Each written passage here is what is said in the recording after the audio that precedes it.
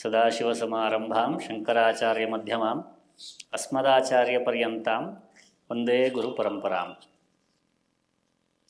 நம்ம தாய்மொழி கன்னடம். தமிழ் மேடையில் பேசுகிற அளவுக்கு தமிழ் தெரியாது, ஆனாலும் தமிழ்லேயே பேச முயற்சி பண்ணுறோம்.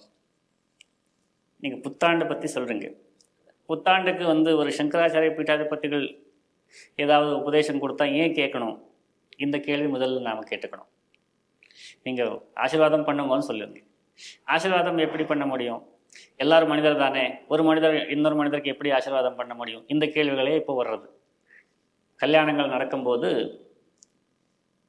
அவர் கணவருக்கு நமஸ்காரம் பண்ண சொன்னால் வாத்தியாருக்கு என்ன பதில் கொடுக்குறாங்க தெரியுமா? பெண் குழந்தைகள், அவர் மனிதன் தானே, அவருக்கு ஏன் நான் நமஸ்காரம் பண்ணணும் இப்படி கேட்குறாங்க. அதனால் ஒரு சங்கராச்சாரிய பீட்டாதிபதிகள் ஆசீர்வாதம் பண்ணுங்கன்னு சொல்லிட்டு நீங்கள் கேட்குறீங்க. உங்களுக்கு தெரியும். ஆனால் அந்த பீட்டாதிபதிகள் எப்படி ஆசீர்வாதம் பண்ண முடியும்? அவர் சொன்னால் நாம் ஏன் கேட்கணும்? இந்த விஷயமே புரியாதவர் நிறைய பேர் இருக்காங்க நம்ம சமுதாயத்தில். இந்துக்களுக்கு இது ஃபஸ்ட்டு நாம் சொல்லிக் கொடுக்க வேண்டியது இருக்குது. முதல்ல என்னன்னா, நம்ம வைதிக தர்மம் ஹிந்து தர்மம் ரெண்டும் ஒன்று தான், தனி கிடையாது. வைதிக தர்மம் வேறு, இந்து தர்மம் வேறு, அப்படியெல்லாம் ஒன்றும் கிடையாது. வைதிக தர்மம் இந்து தர்மம் ஒன்று தான். அந்த தர்மத்தில் என்னன்னா வர்ணம் ஆசிரமம் இந்த ரெண்டு விஷயங்கள் இருக்குது. அதன் மூலமாக நாம் எல்லாம் ஃபங்க்ஷனிங் ஈஸ் ஆஃப் ஃபங்க்ஷனிங்காக அது ஏற்பாடு பண்ண விஷயங்கள். அதில் பிரம்மச்சரிய ஆசிரமம், கிரகஸ்தாசிரமம், வானப்பிரஸ்தாசிரமம், சந்நியாசாசிரமம், 4 ஆசிரமங்கள். அதே மாதிரி பிராமண, க்ஷத்ரிய, வைசிய, சூத்ர 4 வர்ணங்கள், வர்ண ஆசிரம. இது ரெண்டுமே வர்ணாசிரம தர்மம்னு சொன்னால் இதுதான். இதை பற்றி நிறைய தவறான விஷயங்கள் பிரச்சாரம் பண்ணியிருக்காங்க. அதனால் வர்ண ஆசிரமம் சொன்னாலே இது ஏதோ கெட்ட வார்த்தை நினைக்கக்கூடியவர் இருக்காங்க. அது இருக்கட்டும், அந்த மிஸ் அண்டர்ஸ்டாண்டிங் அப்புறம் கிளியர் பண்ணிக்கலாம். இப்போதைக்கு ஒரு துறவிக்கு, ஒரு சன்னியாசிக்கு நமஸ்காரம் பண்ணால், அவர் ஆசீர்வாதம் பண்ணால் எப்படி நமக்கு நல்லா இதாகும் அது பார்க்கலாம். ஆசிரமப்படியாக பார்த்தால் பிரம்மச்சாரிக்கு மேலே கிரகஸ்தர், ஜேஷ்ட, அவர் பெருசு, பெரிய ஆசிரமம் கிரகஸ்தாசிரமம் பிரம்மச்சாரிக்கு மேலே.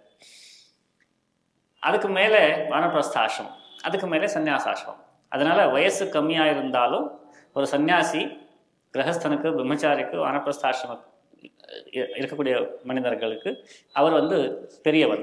அதனால் பெரியவான்னு கூப்பிடுவாங்க. சன்னியாசிகள் கிட்ட பேசும்போது பெரியவா தான் பால பெரியவா, மகா பெரியவா, இதெல்லாம் காஞ்சி மடத்தில் சம்பிரதாயத்தில் இருக்கே. அதனாலேயே பெரியவான்னு கூப்பிடுறது.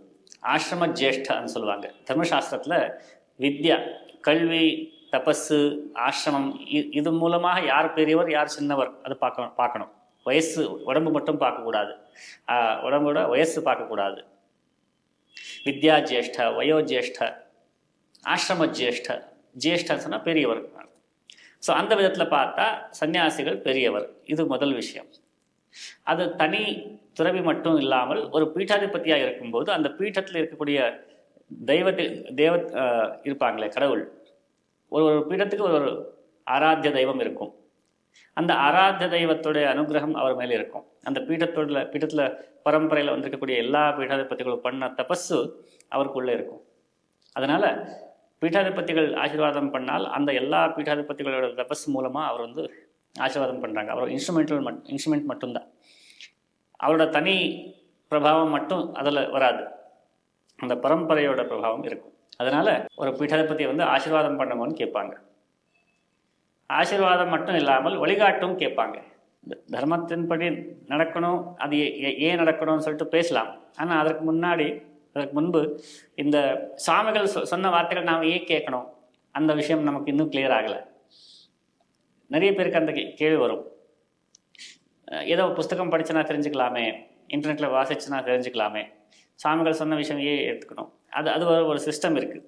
இப்போது நம்ம கொலனைசேஷனுக்கு அப்புறம் அந்த சிஸ்டம் இப்போது இல்லாததுனால அது நமக்கு தெரியாது.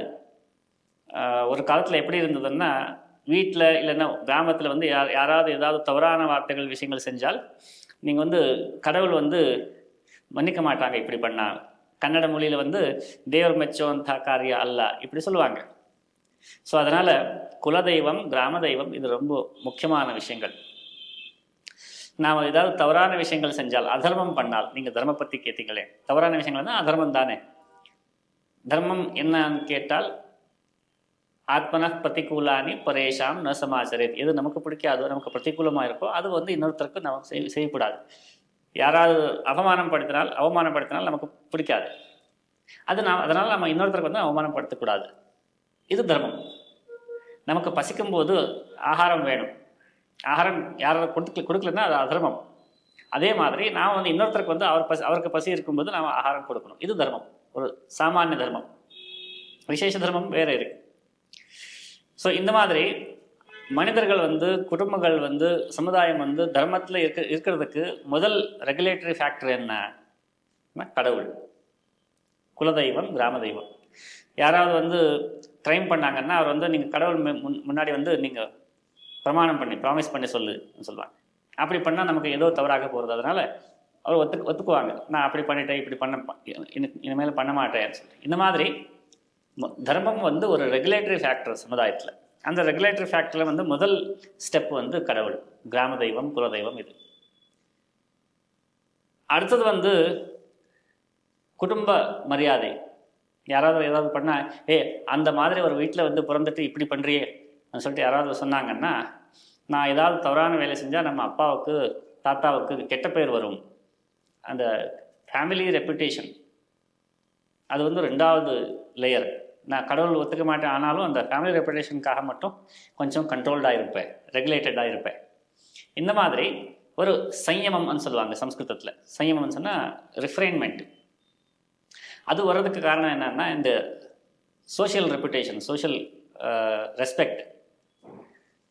அதை தாண்டி 3வது வந்து, இப்போ உதாரணத்துக்கு நீங்கள் ராமாயணத்தில் பாருங்கள். ராமாயணத்தில் வந்து லக்ஷ்மணன் வந்து அப்படி பண்ணிடலாம், இப்படி பண்ணலாம்னு சொல்லிட்டு வந்து உத்வேகத்தில் பேசும்போது ராமர் என்ன சொல்லுவாங்க, இப்படி பண்ணால் நம்ம குடும்பத்துக்கு இதனால கீர்த்தி வராது சொல்லுவாங்க. கீர்த்தி, ரெப்புடேஷன், மரியாதை வராது. அதே மாதிரி கீதையிலையும் அர்ஜுனன் என்ன சொல்கிறான், இதெல்லாம் விட்டுட்டு நான் வந்து பிச்சை ஏற்றிட்டு நான் வந்து பிராமணன் மாதிரி வாழுவேன், இதெல்லாம் வேண்டாம் எனக்குன்னு சொல்லுவாங்க. அப்போது கிருஷ்ணன் என்ன சொல்லுவாங்க, அகீர்த்தி கரம் அர்ஜுனா, இப்படி பண்ணால் உனக்கு அகீர்த்தி வரும், அகீர்த்தி கரம் அர்ஜுனா. ஸோ அதனால் அந்த சோஷியல் ரெப்புடேஷன், கீர்த்தி, மரியாதை, இதுவும் 2வது ஃபேக்டர். 3வது ஃபேக்டர் வந்து இந்த பஞ்சாயத்தெல்லாம் இருந்தது.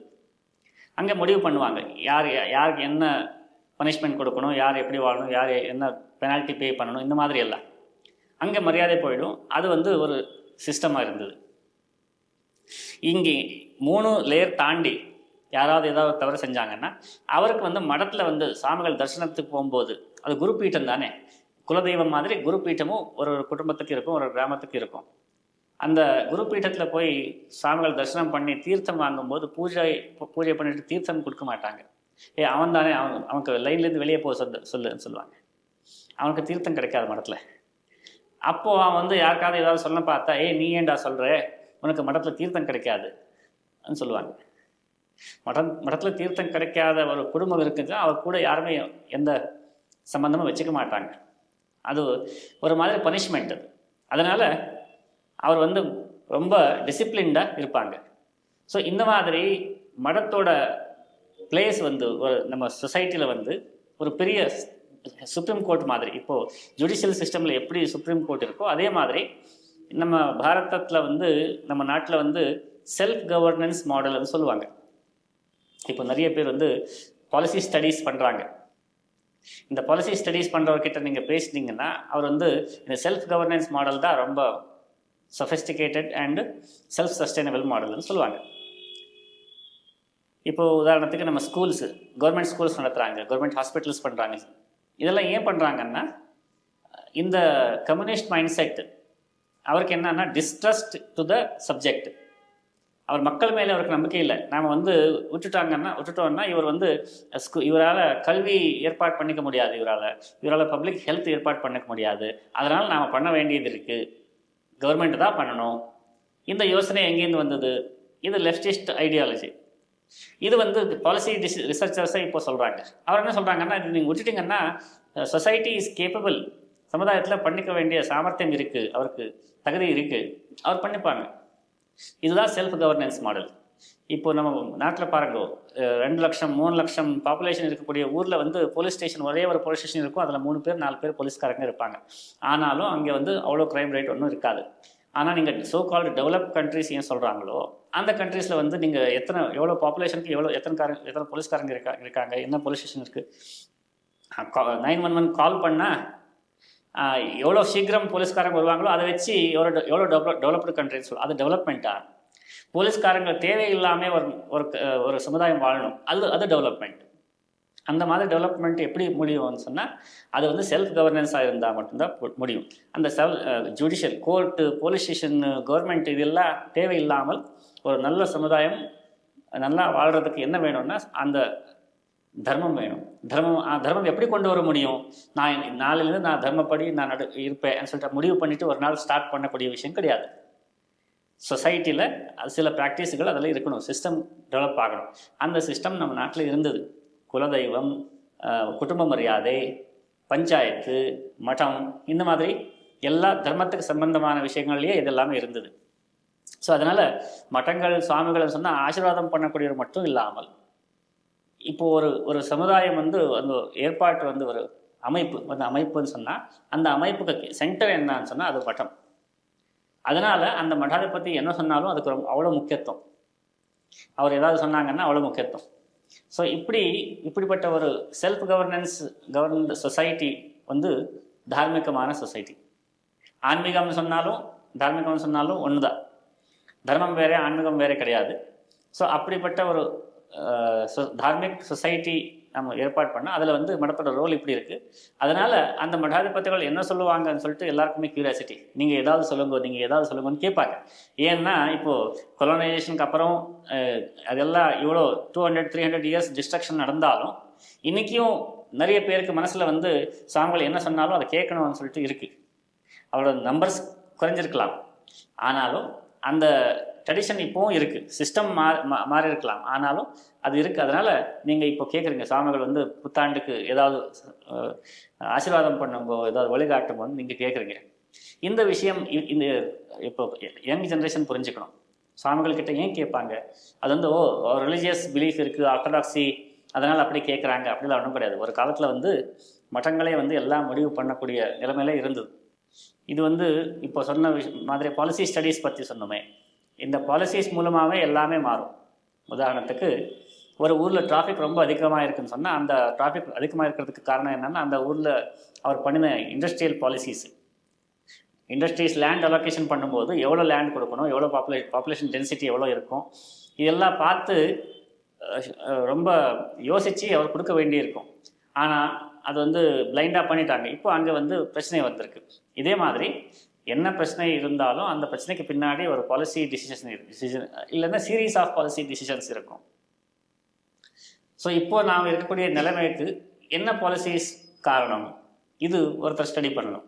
எல்லாருமே எல்லாமே பண்ண முடியாது. இப்போ நீங்கள் ஜெனரலாக கேட்குறீங்க என்ன பண்ணணும், இந்து சமுதாயம் என்ன பண்ணணும் சொல்லிட்டு நான் இது பண்ணணும் சொல்லிட்டு ஒருத்தர் முடிவு பண்ண முடியும். எல்லாருமே இதுதான் பண்ணுங்கன்னு சொல்லிட்டு ஜெனரலாக வந்து ஒரே ஒன் சைஸ் ஃபிட்ஸ் ஃபார் ஆல்னு சொல்லிட்டு எல்லாருமே இந்த வேலைகள் தான் செய்யுங்கன்னு சொல்லிட்டு கொடுக்க முடியாது. அதனால் individual transformation will turn into collective transformation. தனி மனிதர் வந்து நான் என்னோடய வாழ்க்கையில் என்ன பண்ணுறேன், இதை விட நான் பெட்டராக என்ன பண்ண முடியும். இப்போது நான் வந்து காலையில் வந்து 7 மணிக்கு எழுந்துக்கிறேன். அதை விட்டு நான் வந்து 6 மணிக்கு எழுந்துட்டு நான் ஒரு 108 இல்லைன்னா 50 சூரிய நமஸ்காரம் பண்ணேன்னா எனக்கு ஹெல்த் நல்லா இருக்கும். எனக்கு ஹெல்த் நல்லா இருந்துச்சுன்னா நான் வந்து நிறைய வேலைகள் செய்ய முடியும். அந்த நிறைய வேலைகள் செய்கிறது மூலமாக நான் வந்து நாட்டுக்கு கான்ட்ரிபியூட் பண்ண முடியும். ஒரு சூரிய நமஸ்காரம் பண்ணுறது வந்து ஒரு சின்ன வேலையாக தோணலாம், ஆனால் அதன் மூலமாக எவ்வளோ எஃபிஷியன்சி அவருக்கு வந்துருச்சு. ஆனால் ஒரு பார்ட்டிக்கு வந்து நீங்கள் சூரிய நமஸ்காரம் பண்ண பார்ட்டின்னு சொல்ல முடியாது. அந்த பார்ட்டி பண்ணக்கூடிய வேலை வேறு இருக்கும். ஒரு ஹவுஸ் ஒய்ஃப் பண்ணக்கூடிய ஒரு அம்மா, வீட்டம்மா வந்து பண்ணக்கூடிய வேலை வேறு இருக்கும். ஒரு ஸ்டூடெண்ட் பண்ணக்கூடிய வேலை வேறு இருக்கும். அதனால் இந்து சமுதாயத்தில் எல்லாருமே என்ன பண்ணணும்னு சொல்லிட்டு ஒரே ப்ராக்டிஸ் சொல்ல முடியாது. ஆனால் நம்மளால் இந்த சமுதாயத்துக்கு என்ன பண்ண முடியும், அதன் மூலமாக அதை எந்த கான்ட்ரிபியூஷன் பண்ண முடியும். இப்போது circle of influence, circle of concern 2 இருக்குது. சர்க்கிள் ஆஃப் கன்சர்ன் சொன்னால் நாட்டில் என்ன நடக்கிறதோ அதை பற்றி நம்ம கவலைப்படுறோமே, அந்த கவலைப்படக்கூடிய விஷயங்களை வந்து அது circle of concern. Circle of influence, என்னால் என்ன பண்ண முடியும்? இப்போ நான் வந்து ஒரு காலேஜில் வந்து லெக்சரராக இருக்கேன். இந்த காலேஜில் லெக்சரராக இருக்கும்போது நான் நாட்டுக்கு என்னால் என்ன பண்ண முடியும்? அது வந்து அவரோட ஏரியா ஆஃப் இன்ஃப்ளூயன்ஸ். அந்த circle of influence, circle of இன்ஃப்ளூயன்ஸுக்குள்ளேயே என்ன பண்ண முடியுமோ அது அவர் பண்ணணும். ஸோ அதனால் அப்படி ஆச்சு இப்படி ஆச்சு, இந்த காஷ்மீரில் இப்படி ஆச்சு, பெங்காலில் இப்படி ஆச்சு, அதெல்லாம் பரவாயில்லப்பா, அது வந்து உன்னோட ஏரியா ஆஃப் கன்சர்ன். ஆனால் ஏரியா ஆஃப் இன்ஃப்ளூயன்ஸ் கிடையாது. நீ அங்கே போயிட்டு ஒன்றும் பண்ண முடியாது. நான் ஒன்றும் பண்ண முடியாதுன்னு சொல்லிட்டு சும்மா உட்கார முடியாது. உன்னோட ஏரியா ஆஃப் இன்ஃப்ளூயன்ஸ் என்ன இருக்குது, அங்கே ஏதாவது பண்ணு. ஸோ இப்படி எல்லாருமே ஏரியா ஆஃப் கன்சர்ன்ஸ் தெரிஞ்சாலும் நாட்டு மோசமான நிலைமையில் போகிறது, இந்துக்களுக்கு வந்து எப்படி நிறைய பிரச்சனைகள் இருக்குது, இதெல்லாம் ஏரியா ஆஃப் கன்சர்ன். ஆனால் என்னால் என்ன பண்ண முடியும்? நான் வந்து என்னோடய உடம்பு தானே வச்சுக்கிறேன், என்னோடய குடும்பம் தானே வச்சுக்கிறேன். இது beginning. Somebody has to start from the zero, இல்லையா? நாம் எங்கே இருக்கிறோமோ அங்கேருந்து ஸ்டார்ட் பண்ண முடியும். ஒரு பாயிண்ட் போட்டு அங்கே எல்லாருமே வாங்க அங்கேருந்து ஸ்டார்ட் பண்ணலாம்னு சொல்ல முடியாது. நீங்கள் எங்கே இருக்கீங்களோ அங்கேருந்தே ஸ்டார்ட் பண்ணணும். நீங்கள் வந்து ஒரு பிஸ்னஸ்மேனாக இருக்கீங்களா, அது என்ன பண்ண முடியும்னு பாருங்கள். நீங்கள் வந்து ஸ்டூடெண்ட்டாக இருக்கீங்களா, என்ன பண்ண முடியும்னு பாருங்கள். இந்த மாதிரி இந்த ஹிந்து சமுதாயம் ஸ்ட்ரெங்தன் பண்ணுறதுக்காக, அதுக்கு ஒரு பலம் கொண்டு வர்றதுக்காக, பலம்னு சொன்னால் ஃபிசிக்கல் பலமும் வேணும், இன்டெலெக்சுவல் பலமும் வேணும், லீகல் பலம் வேணும். இப்போது யார் வந்து லாயராக இருக்காங்களோ அவர் வந்து லீகலி என்னென்ன பிரச்சனைகள் இருக்குதுன்னு பார்க்கலாம். சார்ட்டர்ட் அக்கௌண்டன்ட்ஸ் இருக்காங்க. அவர் வந்து இந்த ஹிந்து ஆர்கனைசேஷன்ஸ்க்கு வந்து சிஎஸ்ஆர் ஃபண்ட்ஸே கிடைக்க மாட்டேங்குது. நிறைய கன்வர்ஷன் பண்ணக்கூடிய, டெரரிசம் ப்ரமோட் பண்ணக்கூடிய என்ஜிஓகளுக்கு வந்து நிறைய பணம் வர்றது. இந்த ஹிந்து என்ஜிஓகளுக்கு பணம் ஏன் வர மாட்டேங்கிறதுனா அவர் அப்ளை பண்ண மாட்டாங்க. ஏன் பண்ண மாட்டாங்கன்னா அவருக்கு எப்படி அப்ளை பண்ணணும் அதுவும் தெரியாது, டாக்குமெண்டேஷன் சரியா இல்லை. அது வந்து ஒரு 10 பேர் சார்ட்டர்ட் அக்கௌண்டன்ட்ஸ் சேர்ந்து ஹிந்து என்ஜிஓகளுக்கு வந்து எப்படி சிஎஸ்ஆர் அப்ளை பண்ணணும், எப்படி பணம் வாங்கணும், எப்படி ஸ்பெண்ட் பண்ணணும், எப்படி அக்கௌண்ட்ஸ் வச்சுக்கணும், இது ட்ரைனிங் ஒர்க் ஷாப்ஸ் மாதிரி பண்ணலாம். ஒரு 10 பேர் சிஎஸ் சேர்ந்து. அதே மாதிரி போலீஸ்காரங்க, ஹிந்து போலீஸ்காரங்க இருக்காங்க. அவர் வந்து சமுதாயத்துக்கு வந்து ஹிந்து ரைட்ஸ், ஹிந்துக்களுக்கு என்னென்ன ரைட்ஸ் இருக்குது, என்னென்ன அதிகாரங்கள் இருக்குது, அதை பற்றி அவேர்னஸ் க்ரியேட் பண்ணுறதுக்கு போலீஸ்காரங்க வேலை செய்யலாம். ஸோ அவர் எங்கெங்கே இருக்காங்களோ அங்கேருந்தே ஹிந்து சமுதாயத்துக்காக வேலை செய்யலாம். இந்த மாதிரி யாரும் ஒன்றும் செய்ய முடியாது, நம்ம கரியர் மட்டும்தான் நம்ம பார்த்துக்கணும்னு சொன்னால் அது வந்து நம்முடைய தர்மம் கிடையாது. ஏன்னா பசுக்கள் வந்து ஆகார, நித்ரா, பயம், மைதுனம், இந்த 4 விஷயங்கள் வந்து பசுக்களுக்கும் மனிதருக்கு காமன். சாப்பிட்றது, நித்ரா தூங்குறது, பயப்படுறது, மைதுனம் ரீப்ரொடியூஸ் பண்ணுறது, இன்னொருத்தருக்கு வந்து, இது 4 விஷயங்கள் பசுக்களும் பண்ணுறாங்க. ஸோ அதனால் நம்ம குடும்பம், நம்ம கரியரு, நம்ம வேலை, நம்ம சம்பாதிக்கிற பணம், அதை மட்டும் அந்த லிமிட்டடாக யோசித்தா அவருக்கும் பசுக்களுக்கும் வித்தியாசமே இருக்காது. அதை தாண்டி மனிதராக வாழணும்னா இன்னொருத்தருக்கு நாம் ஏதாவது பண்ணணும். இன்னொருத்தருக்குனா யார்? நம்ம சர்க்கிள் ஆஃப் கன்சர்ன் இருக்குமே, அவருக்கு தான் பண்ணணும். ஸோ அந்த மாதிரி எல்லாருமே வேலை செஞ்சு அது கலெக்டிவாக வந்து பெரிய எஃபெக்ட் அதை க்ரியேட் பண்ணும். ஹிந்து சமுதாயத்துக்கு நிலைமை என்னென்னா வரும்னு நான் நினைக்கிறேன்.